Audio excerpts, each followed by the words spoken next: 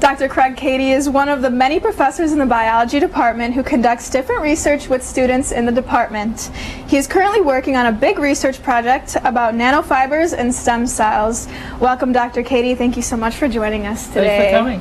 Absolutely. So tell us, how long have you worked with student researchers? A long time, over 10 years. Wow. How has that been? It's been exciting. A lot of students at undergraduate level, I wasn't sure they'd be capable of doing really high-level research, but they are. I've been pleasantly surprised. What has been your favorite part about working with them? I guess seeing the success. A lot of my students go on and become physicians and PhDs, graduate researchers, and it's a really gratifying job. I enjoy it. I can imagine. Can you give us a sort of rundown on what research is like hands-on with the students? Yeah, hands-on is really terrific. We have a new grant from NASA, and we're looking at how ovarian cancer cells become more aggressive in space. And this is a new project. We just got that funded. And then the other big project we have, we're looking at producing an artificial lung that's implantable. And we're looking at nanomaterials and putting stem cells on nanomaterials to prevent a response by the patient, an immune response. Well, congratulations. That sounds so exciting. To anyone who may not have just understood what you said, maybe doesn't have a science background, could you maybe explain that a little bit more? I'd be very happy to. For the nanomaterial project, a lot of patients who are waiting for lung transplants wait a long time and don't survive that long wait.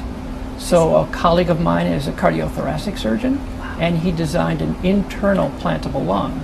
And we're doing the nanomaterial side of it, coating it with stem cells to allow the patient to allow them to be very safe with the stem cells and the nanomaterial lung. The NASA side, long-term space travel, we don't know much about it, and we don't know how it affects cancer cells. And we're afraid that cancer cells may become more aggressive in space, so we're doing research in that. That's the NASA-funded research. I see. Well, congratulations on getting funded with that. Thank you. Are there any other researchers that you're working with? We're working with changing brain cells from stem cells to brain cells on special nanomaterial, and we're lucky we can make our own nanomaterial in our lab.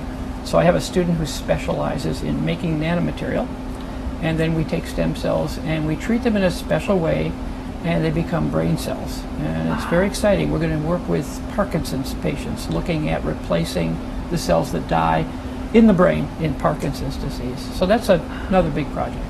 How many students on average do you get to work with for these projects? I have 7, and I have also a graduate student who's working on the implantable lung project. So it's a very busy lab.